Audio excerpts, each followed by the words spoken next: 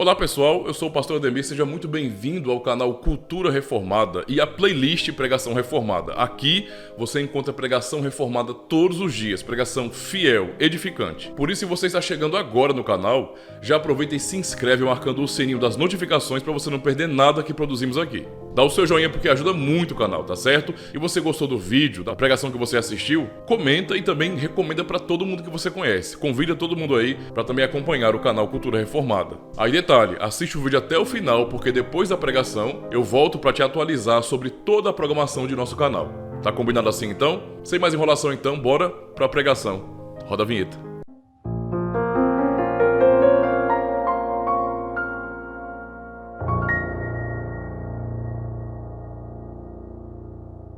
Eu queria convidar os irmãos a abrirem suas Bíblias. Vamos começar primeiro no Evangelho de João, capítulo 14. Vamos ler do 1 ao 6. Diz assim a palavra do Senhor. Não se turbe o vosso coração. Credes em Deus, crede também em mim. Na casa de meu pai há muitas moradas. Se não fosse assim, eu vos teria dito. Vou preparar-vos lugar. E quando eu for e vos preparar lugar, virei outra vez, e vos levarei para mim mesmo, para que onde eu estiver, estejais vós também. Mesmo vós sabeis para onde vou e conheceis o caminho. Disse-lhe Tomé, Senhor, nós não sabemos para onde vais, e como podemos saber o caminho? Disse-lhe Jesus, eu sou o caminho e a verdade e a vida. Ninguém vem ao Pai, senão por mim. O segundo texto é o texto de Hebreus 10, do 19 ao 25. Diz assim a palavra do Senhor. Tendo, pois, irmãos, ousadia para entrar no santuário, pelo sangue de Jesus, pelo novo e vivo caminho que ele nos consagrou pelo véu, isto é, pela sua carne. E tendo um grande sacerdote sobre a casa de Deus, cheguemo-nos com verdadeiro coração e inteira certeza de fé, tendo os corações purificados da má consciência e o corpo lavado com água limpa. Retenhamos firmes a confissão da nossa esperança, porque fiel é o que prometeu. E consideremo-nos uns aos outros, para nos estimularmos ao amor e às boas obras, não deixando a nossa congregação, como é costume de alguns, antes admoestando-nos uns aos outros, e tanto mais quanto vedes que se vai aproximando aquele dia. Até aqui, meus irmãos. Amada congregação do Senhor e Salvador Jesus Cristo, cada domingo nos reunimos para adorar a Deus. Aqui nós cantamos salmos e hinos, fazemos orações, lemos as Escrituras e ouvimos a pregação da mesma. E facilmente, devido à rotina de domingo a domingo, podemos nos acostumar, não é, com o sagrado. Nos acostumar com aquilo que estamos fazendo e não temermos mais, mas deixarmos o culto, a adoração particular no piloto automático. Isso, na verdade, é um problema. E é um perigo que nos rodeia sempre. Não é? É um perigo que está em nosso coração de não levarmos de maneira séria e sincera a adoração a Deus, sem entender o que estamos fazendo aqui.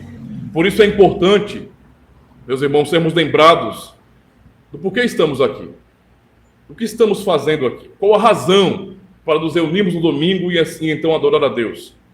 O que foi feito, o que foi realizado para que nós tivéssemos acesso a esta graça? Isso é importante.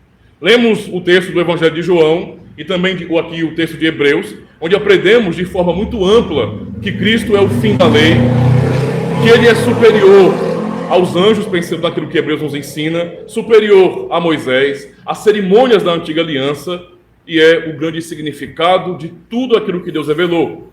Inclusive aprendemos no capítulo 8 de Hebreus, para os irmãos entenderem um pouco do contexto, que o sacerdócio de Cristo é eterno.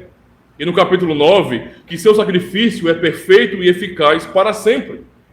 Para sempre. Que enquanto os sacrifícios da antiga aliança, que embora tenham sido ordenados por Deus, eram realizados por seres humanos, isto é, realizados por homens, por pecadores, o sacrifício de Cristo é divino, é perfeito. Daí é que vem a sua eficácia. Ainda assim, aprendemos que a obra sacrificial de Cristo nos trouxe motivação, santos estímulos, bem como o privilégio imensurável de podermos adorar a Deus. E vamos pensar um pouco sobre isso. Então eu quero resumir o sermão dessa manhã no seguinte tema: Cristo, o novo e vivo caminho, fazendo essa junção do Evangelho de João, sobre o que ele disse, e também daquilo que o autor aos Hebreus ensina. Vamos primeiro, então, compreender um pouco do contraste entre o antigo caminho e o novo caminho instituído por Cristo. Meus irmãos, no Evangelho de João, os discípulos de Jesus desejaram muito saber para onde ele estaria indo, porque ele estava falando sobre isso. Não se turbe o vosso coração. Credes em Deus, credes também em mim. Na casa de meu pai há muitas moradas. E o Senhor prossegue falando justamente essas palavras, não é, que para os discípulos soaram como novidade. Eles não compreendiam bem, porque eles aprenderam de outra forma, não é? Durante toda a sua vida, eles aprenderam de uma maneira muito peculiar. Eram judeus, filhos de Abraão, por assim dizer.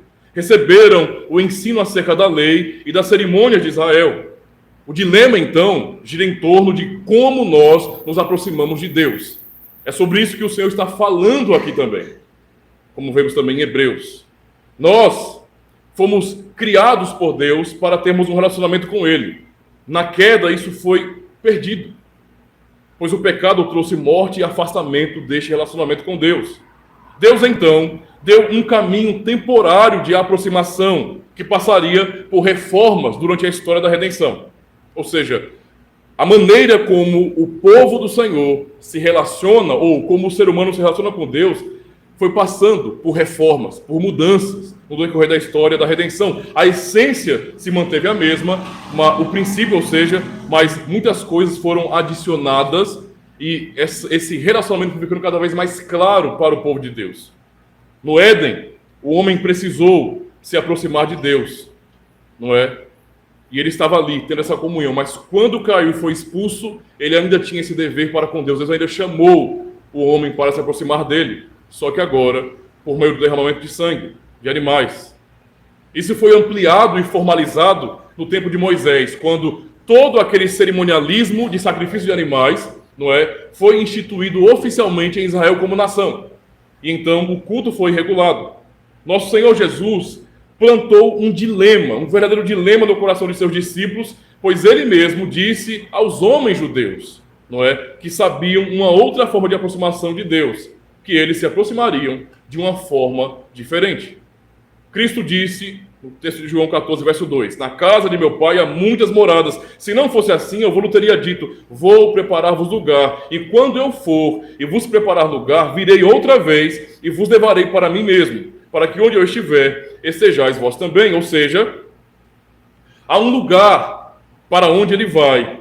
E este lugar é onde Deus está. Os discípulos poderiam pensar, mas como assim? Por que essa pergunta ela seria comum para os discípulos? De fato, eles fizeram essa pergunta. Senhor, nós não sabemos para onde o Senhor vai. Como vamos saber o caminho? Foi o que Tomé perguntou aqui. Não é? Ele perguntou justamente, mesmo vós sabeis para onde vou. Cristo falou, vocês sabem para onde eu vou, no verso 4. Mas Tomé perguntou, Senhor, nós não sabemos para onde vais. Como vamos saber o caminho? Como judeus, meus irmãos, os discípulos tinham uma ideia bem diferente do que significava se aproximar de Deus. Eles aprenderam de uma maneira diferente. Eles aprenderam sobre como Deus libertou o seu povo do Egito e como lhes entregou a lei. Aprenderam como Deus ordenou a adoração e estabeleceu a forma de culto. Para eles, estar diante de Deus era justamente cumprir as cerimônias do templo. Era isso que significava estar diante de Deus. Era o máximo que eles conheciam. Antes do templo, o momento mais marcante dessa aproximação ocorreu no Sinai, quando a lei foi entregue. E eles ficaram apavorados, não é? O autor aos Hebreus também, no capítulo 12, cita Êxodo 20, quando ele diz, em Hebreus 12, verso 18 a 21, ele fala, porque não chegastes ao monte palpável, aceso em fogo, e à escuridão, e às trevas, e à tempestade, e ao sonido da trombeta, e à voz das palavras, a qual os que a ouviram pediram que se lhes não falasse mais, porque não podiam suportar o que se lhes mandava. Se até um animal tocar o monte, será apedrejado ou passado com um dardo. E tão terrível era a visão que Moisés disse, estou todo assombrado e tremendo. Ele cita, então, justamente esse momento marcante na história do povo de Deus. A maneira antiga, como eles haviam aprendido, era o cumprimento das cerimônias do templo. Por exemplo, temos alguns salmos que nos mostram isso. Ouçam com atenção o Salmo 42, verso 2, que diz bem assim: a minha alma tem sede de Deus, do Deus vivo. Quando entrarei e me apresentarei ante a face de Deus? Ou no Salmo 100, versos 1 e 2: celebrai com júbilo ao Senhor todas as terras, servi ao Senhor com alegria e entrai diante dele, ou apresentai-vos a ele com cânticos. Ou mesmo em Deuteronômio, capítulo 12, verso 7, que diz bem assim: ali, na presença do Senhor, o seu Deus, vocês e suas famílias comerão e se alegrarão com tudo o que tiverem feito, pois o Senhor, o seu Deus, os terá abençoado. Esses textos, meus irmãos, que falam do povo diante do Senhor, na presença de Deus, não estão ensinando que literalmente os israelitas, não é, eles conseguiam estar diante de Deus, ou seja, no lugar onde ele habita nos céus. Não é sobre isso que o texto está falando. Não é um relato sobre os israelitas subindo até os céus e ali adorando a Deus. Nós sabemos muito bem que tudo aquilo que é ensinado em sua palavra nos Salmos, por exemplo, na própria lei, refere-se a algo litúrgico, a algo simbólico. No cumprimento das cerimônias do tabernáculo ou do templo, então, em toda a obediência da lei, obedecendo à risca aquilo que o Senhor ordenou, o povo estava então diante de Deus, representado pelos sacerdotes. Logo, a entrada dos servos de Deus em sua presença, ela é litúrgica, simbólica, espiritual, não é? Eles não estavam então literalmente lá nos céus. Esta é a compreensão desses textos. Mas as palavras de Cristo aqui não se referem a isso. Por isso houve a pergunta. Por isso o questionamento. Ele não estava falando sobre continuar aquele cerimonialismo no templo, não é? Por isso Tomé perguntou: não sabemos para onde vais e como saber o caminho? Isso que o Senhor está falando para nós é algo diferente. As palavras de Cristo referiam-se a coisas novas, ou então a uma nova maneira de se aproximar de Deus, que eles desconheciam. Eis aí então um contraste, pois é o anúncio de que a maneira como o povo da aliança se relacionava com Deus iria passar por uma grande reforma. Ia ficar muito mais profundo esse modo de adoração a Deus, não é? E também ia perder muitas de suas características externas. Haveria uma reforma promovida pelo próprio Senhor Jesus Cristo, não é? Tudo passaria por uma mudança. Cristo já havia anunciado o contraste, essa mudança que ocorreria. Nós vemos aqui João 14, mas em João 4, ele fala justamente isso à mulher samaritana. Ele vai dizer, João 4, versos 20 a 24, nossos pais adoraram, a mulher dizendo, adoraram neste monte, a mulher samaritana falando, e vós, falando com Jesus como um judeu, vós dizeis que é em Jerusalém o lugar onde se deve adorar. Disse-lhe Jesus, mulher, crê-me que a hora vem em que nem neste monte, nem em Jerusalém, adorareis ao Pai. Vós adorais o que não sabeis. Ou seja, Cristo aqui já fala que a maneira que os samaritanos faziam era errada. Vós adorais o que não sabeis.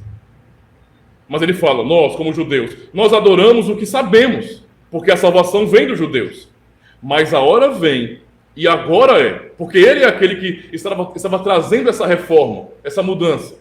E agora é, em que os verdadeiros adoradores adorarão o Pai em espírito e em verdade, porque o Pai procura a tais que assim o adorem. Deus é espírito, e importa que os que o adorem em espírito e em verdade. Cristo anunciou que mudanças aconteceriam, que haveria então um novo caminho, já profetizado na lei, já ensinado em todo o cerimonialismo lá em Israel, e que finalmente chegaria ao seu fim.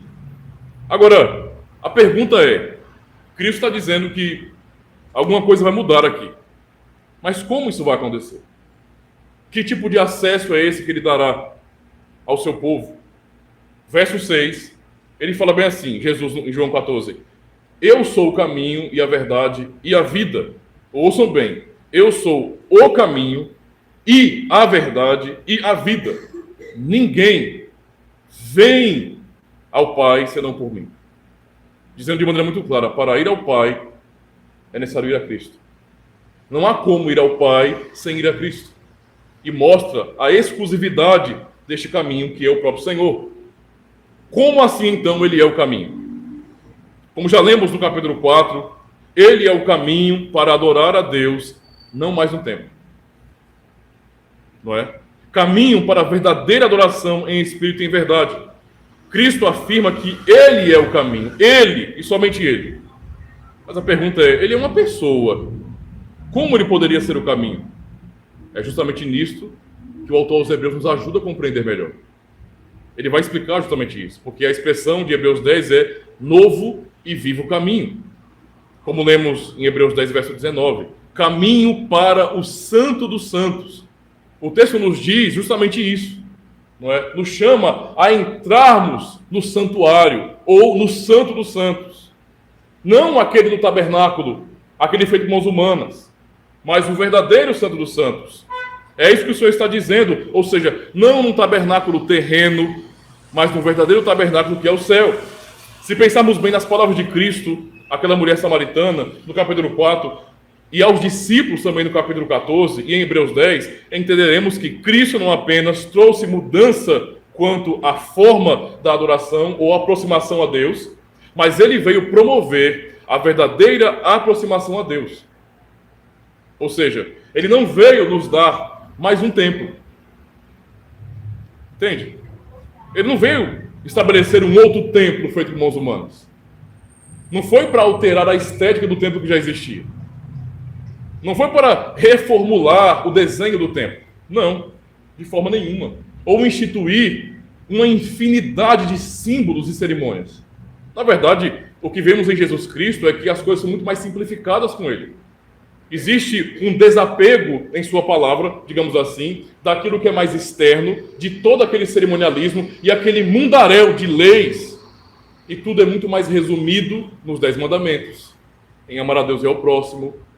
Aquele monte de símbolos, não é? Tudo isso foi resumido e temos agora os sacramentos. 2 apenas. Tudo ficou mais simples, mais compacto e muito mais focado naquilo que é invisível, naquilo que é espiritual, isto é, na realidade das coisas. Cristo fez isso. E tamanha foi a mudança, meus irmãos, que a adoração não estaria mais limitada, então, em um lugar. Por isso ele disse à mulher samaritana que haveria um tempo em que nem nesse monte, como os samaritanos aprenderam, nem em Jerusalém, que seria o local correto da adoração, nós adoraríamos mais a Deus. Haveria, então, o fim, ou seja, o término desse período, e o templo perderia o seu valor. É por isso que nós, enquanto cristãos, nós não temos templos. Isso aqui não é um templo, é um salão que alugamos para reunir a igreja, porque a igreja somos nós, e não as paredes. Não há nada de sagrado aqui. No templo, nesse sentido, os utensílios eram sagrados, eles eram ungidos, separados para o uso sagrado. Mas aqui nós não ungimos nada. Nós não ungimos o microfone, nós não ungimos o púlpito, nós não ungimos a mesa de som, nem o ar-condicionado dos ventiladores. Nada aqui é ungido. Não tem nada de sagrado aqui, mas a vida da igreja. Perceba então como Cristo estava trazendo mudanças na compreensão do relacionamento com Deus. Não é? Ele é o caminho. Moisés subiu ao monte representando o povo diante de Deus e desceu do monte como legislador para entregar a lei. Cristo, que é o único caminho para Deus, nos leva à presença de Deus verdadeiramente. Lembremos que Moisés subiu ao monte, não o povo. O povo viu de longe e ficou apavorado. Apavorado, com medo de morrer. Ao mesmo tempo, quando pensamos no próprio tabernáculo, meus irmãos, lá o povo também não entrava. Lá, somente os sacerdotes que representavam o povo estavam trabalhando. E o sumo sacerdote, uma vez por ano, no dia da expiação. E somente isso. Havia limitações. Não é? Como ele fez isso, então? Como Cristo rompeu essa limitação? Porque ele disse, eu sou o caminho para Deus. Ninguém vem ao Pai senão por mim. Como, então, Cristo fez com que nós, o povo de Deus, tivéssemos acesso ao Santo dos Santos, para nos dizer, então, em Hebreus, para entrarmos com intrepidez. O verso 20, lemos bem assim, em Hebreus 10. entrar no santuário pelo sangue de Jesus, pelo novo e vivo caminho que ele nos consagrou pelo véu, isto é, pela sua carne.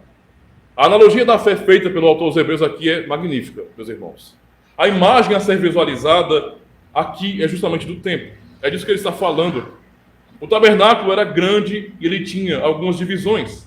A maior delas, na verdade, chamada de átrio ou pátio, não é? Separava então o todo, o terreno, digamos, do tabernáculo do restante, não é, das terras.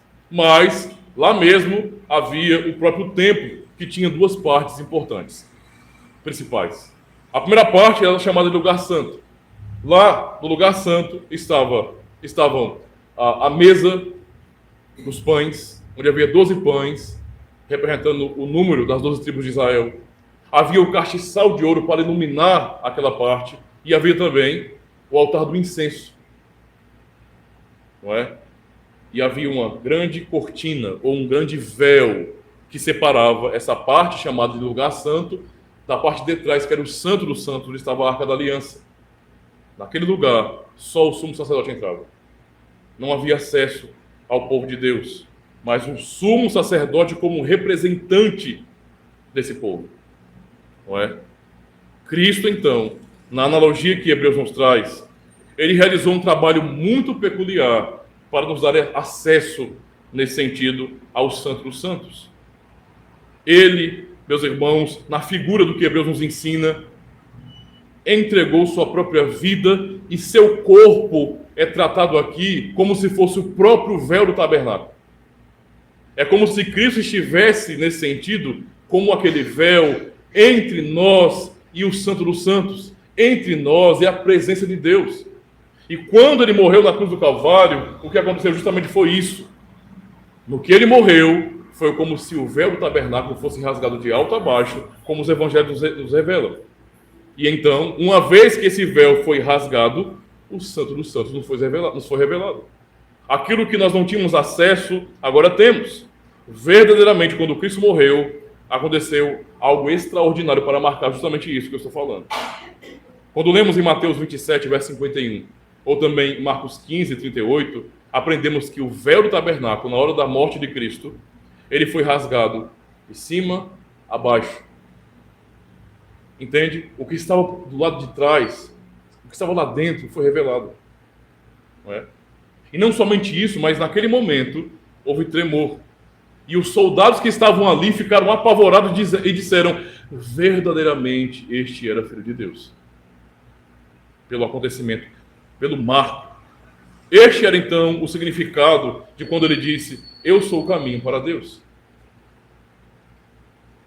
Ele estava ensinando com isso que ele iria preparar este caminho, que é ele mesmo, por meio de sua terrível morte na cruz. Por meio de sua dor e humilhação. Foi um trabalho sofrido, árduo, que o Senhor realizou por nós. Um trabalho humilhante, para então nos dar acesso ao Santo dos Santos. Irmãos, a obra está feita. Como lemos, está consumado.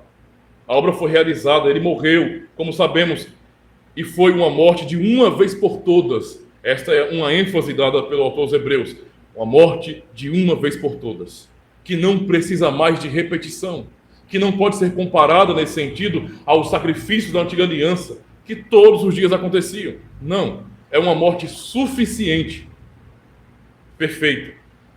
O véu já não existe mais. Percebe? Não existe mais. O caminho está pronto.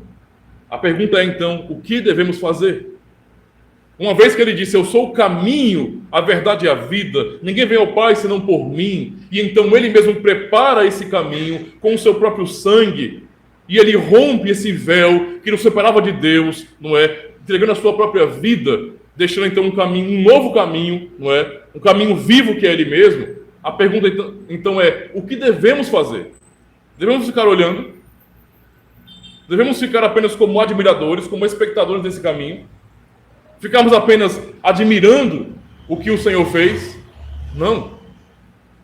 A ordem e o chamado do Senhor é que nós devemos entrar. Não é? A resposta que temos do Senhor é justamente essa. Nós precisamos entrar neste caminho. Devemos então nos aproximar por meio do novo e vivo caminho que Cristo nos preparou. O que o autor aos Hebreus nos ensina, meus irmãos, quando fala sobre a obra gloriosa e sacrificial de Cristo por nós, é que devemos com intrepidez, essa é a palavra. Ou seja, os trovões do Sinai foram silenciados. Não estamos ouvindo o som terrível e apavorante. A paz, a calmaria. Não existe mais esse clima pesado entre nós e Deus. Não é? Um dia, os filhos da aliança temeram e tremeram, pois a santidade de Deus era apavorante para eles. Mas agora, por causa de Cristo, o que ouvimos é: cheguemos, pois, com confiança ao trono da graça, para que possamos alcançar misericórdia e achar graça, a fim de sermos ajudados em tempo oportuno. Hebreus 4, verso 16. Esse é o chamado que Cristo faz para nós hoje. Não fiquem do lado de fora. Não fiquem apenas olhando e admirando, não. Esse caminho foi preparado para vocês trilharem, para vocês entrarem. Verso 9. Tendo, pois, irmãos, ousadia para entrar no santuário pelo sangue de Jesus. O sumo sacerdote, ele levava consigo sangue. Quando ele entrava no Santo dos Santos, no dia da expiação, havia então diante dele, após o véu, a Arca da Aliança. Basicamente uma caixa toda revestida de ouro, com imagens de anjos, não é?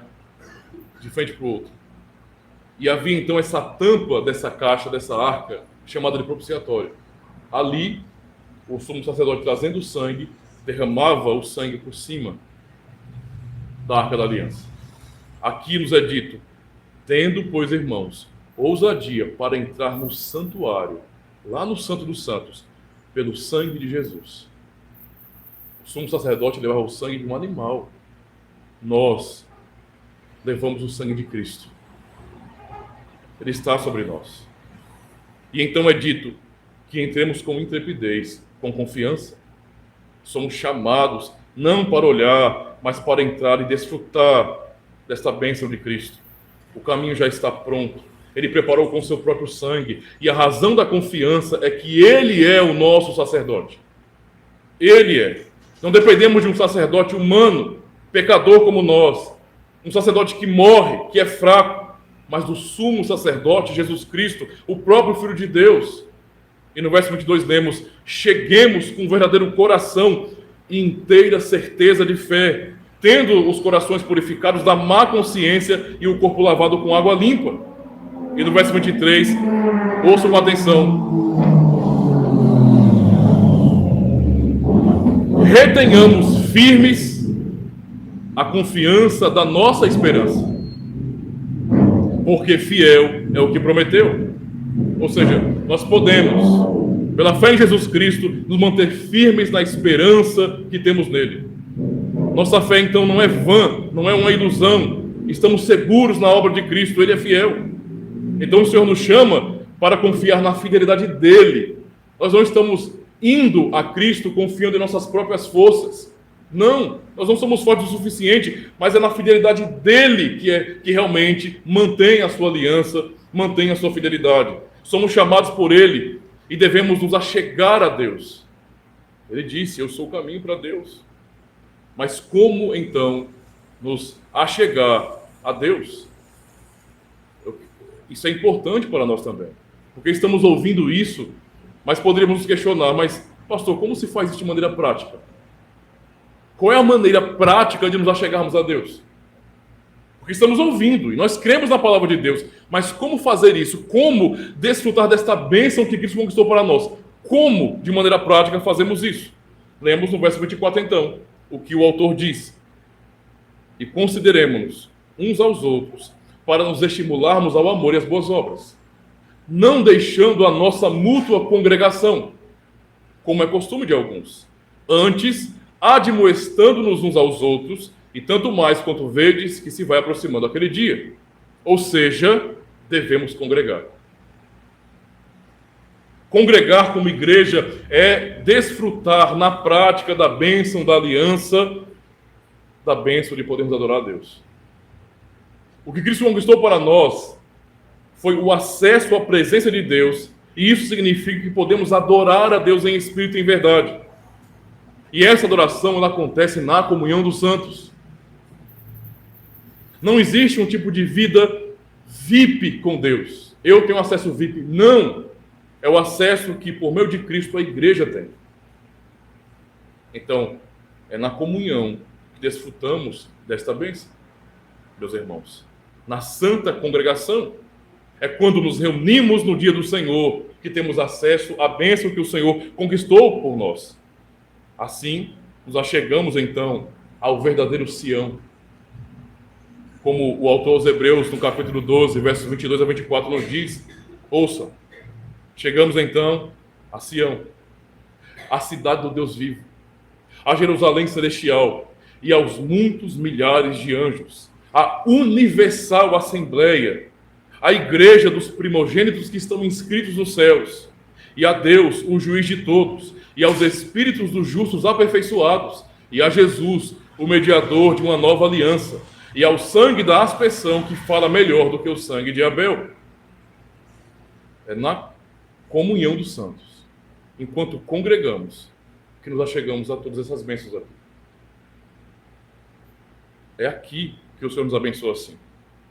Por isso, meus irmãos, o autor desta carta está exortando aqueles crentes a se estimularem no Senhor, a procurarem cada vez mais a congregação, a se fortalecerem na fé e realmente buscarem estímulos santos para que cada um possa se esforçar em praticar boas obras, em amar a Deus, em amar o próximo, e jamais abandonarem a sua congregação, porque já era costume de alguns, começando aqui, alguns não valorizavam a congregação, como hoje também muitos não valorizam a congregação. Há pessoas que entendem que congregar, ou seja, que estarmos juntos, a comunhão dos santos, no dia do Senhor, é algo desnecessário. Há muitos que julgam que não precisam disso. Entende? Nós não precisamos disso. Isso é um erro. Isso é um erro tão grande, meus irmãos, porque aqueles que estão se afastando da comunhão dos santos estão perdendo tudo isso, não estão entrando, não estão andando pelo novo e vivo caminho, não estão entrando no santuário, na presença de Deus. E então, como lemos em Hebreus 12, não é?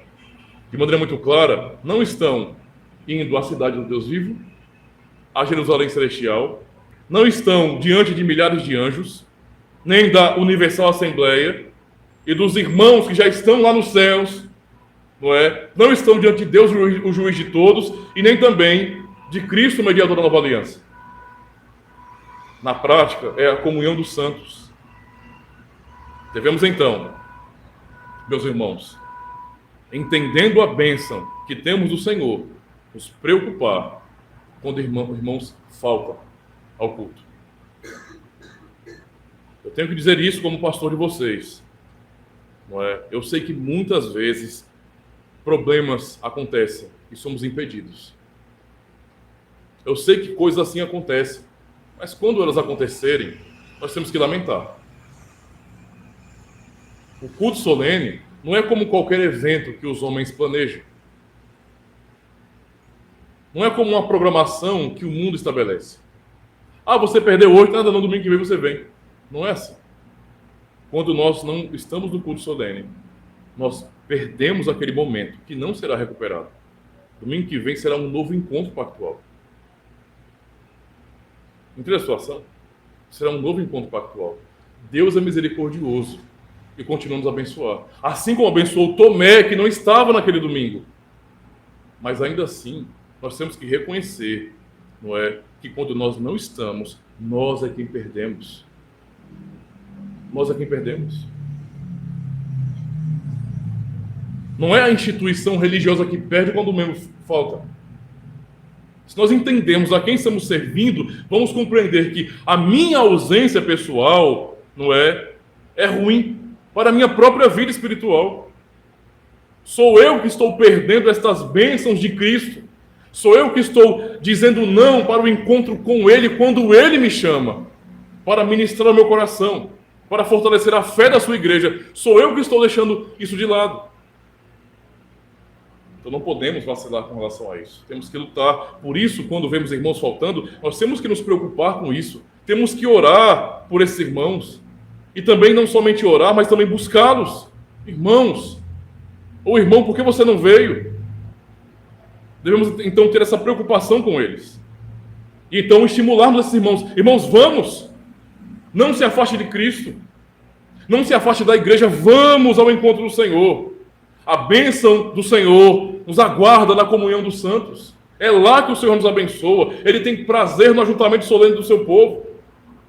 Vamos, porque Cristo já preparou um caminho para você entrar. E não somente a nossos irmãos, mas nós podemos e devemos fazer isso, meus irmãos, anunciar a todos, que Cristo preparou um novo e vivo caminho. Que não há mais impedimentos culturais, que não há mais barreiras que nos impeçam de chegar a Deus. Cristo é o caminho para isso. Nós podemos falar para as pessoas assim.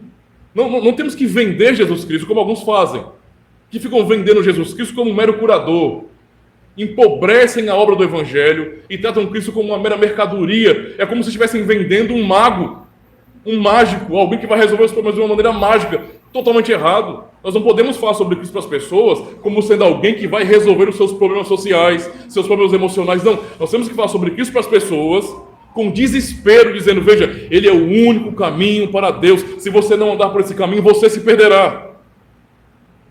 É isso que Ele está dizendo. Então chamemos nossos irmãos, mas também a todos aqueles que conhecemos. Aos parentes, aqueles que nós chamamos de amigos. Se nós somos amigos de verdade dessas pessoas, então vamos oferecer o que temos de melhor, que é Cristo. O que pode ser melhor para alguém que chamamos de amigo, que não é da igreja, do que Cristo? Será que a minha amizade, só por amizade, é o melhor que eu tenho para oferecer para aquela pessoa? Será que chamar a pessoa para uma programação, são meus amigos do rolê no cinema, do rolê na praia, será que isso é o melhor que eu tenho como cristão para oferecer para o mundo? Não. O melhor é Cristo. Ele é o caminho. Então, não nos acovardemos. Lembremos até do filme que assistimos ontem. Havia diversas razões para aqueles cristãos daquele período, e cristãos também que vivem hoje na mesma situação de perseguição, se calarem. Seria muito mais fácil. Mas eles não se calaram. Eles falam sobre Cristo de todas as maneiras possíveis, porque eles realmente acreditavam que Cristo é o único caminho. E que ninguém ali poderia chegar até Deus, ser salvo, sem passar pelo caminho que é Cristo. Em Efésios 2, estamos já concluindo, nós vamos ler aqui justamente sobre esta bênção, não é, que recebemos agora em Cristo. Mais uma motivação para entrarmos no Santo dos Santos. É dito em Efésios 2, do verso 11 ao 22. Ouçam com atenção, meus irmãos. Portanto, lembrai-vos de que vós, noutro tempo, erais gentios na carne, e chamados incircuncisão, pelos que na carne se chamam circuncisão, feita pela mão dos homens. Naquele tempo, estáveis sem Cristo, separados da comunidade de Israel, e estranhos às alianças da promessa. Essa era a nossa condição antes. Não é? Não tendo esperança e sem Deus do mundo. Assim nós vivíamos. Mas agora, em Cristo Jesus, vós que estáveis longe, já pelo sangue de Cristo chegastes perto. Porque Ele é a nossa paz, o qual de ambos os povos fez um, e derrubando a parede de separação que estava no meio, na sua carne desfez a inimizade, isto é, a lei dos mandamentos, que consistia em ordenanças para criar em si mesmo dos dois um novo homem, fazendo a paz. E pela cruz reconciliar ambos com Deus em um corpo, não é? Matando com ele as inimizades. E vindo, ele evangelizou a paz a vós que estáveis longe e aos que estavam perto. Porque por ele ambos temos acesso ao Pai em um mesmo Espírito. Assim que já não sois estrangeiros O status de gentios para nós acabou. Nem forasteiros, mas concidadãos dos santos e membros da família de Deus, edificados sobre o fundamento dos apóstolos e profetas, que Jesus Cristo é a principal pedra de esquina, no qual todo o edifício bem ajustado cresce para templo santo no Senhor, no qual também vós juntamente sois edificados para a morada de Deus em espírito. O que podemos concluir, meus irmãos, é que devemos desfrutar da bênção conquistada por Cristo. Devemos realmente entrar e desfrutarmos de tudo aquilo que o Senhor realizou por nós. O que adianta lembrar do Cristo crucificado e apenas admirar, e apenas se comover por isso, se nós não estamos entrando, se não estamos desfrutando, se estamos rejeitando a comunhão dos santos? Tudo isso é o que Ele conquistou para nós. A cada domingo, então, e assim também em cada dia de nossa vida, vamos aprender a desfrutar desta bênção. E como nós aprendemos em Hebreus, com intrepidez, com confiança. Ele nos deu segurança, é nele que nós chegamos a Deus. Nós não estamos indo sozinhos. Se fôssemos sozinhos, seríamos derrubados. A lei nos mataria. Mas é nele que morreu por nós, que estamos seguros. Façamos isso, meus irmãos, em nossos lares. E também, especialmente no dia do Senhor, como estamos fazendo agora. Reconheçam, em nome de Cristo, a grande bênção que nos foi conquistada por meio da dor de Cristo. Por meio do véu de sua carne, Ele nos deu acesso, pelo seu sangue, ao Santo dos Santos. Não há mais barreiras, não há mais uma separação. Agora Deus, o Todo-Poderoso, é o nosso Pai Celestial. Amém. Não esquece não de cooperar com o canal se inscrevendo e marcando o sininho e dando seu joinha, tá certo? Aproveita logo e escolhe alguns vídeos aqui da tela para você acompanhar e continuar aí aproveitando o conteúdo do canal.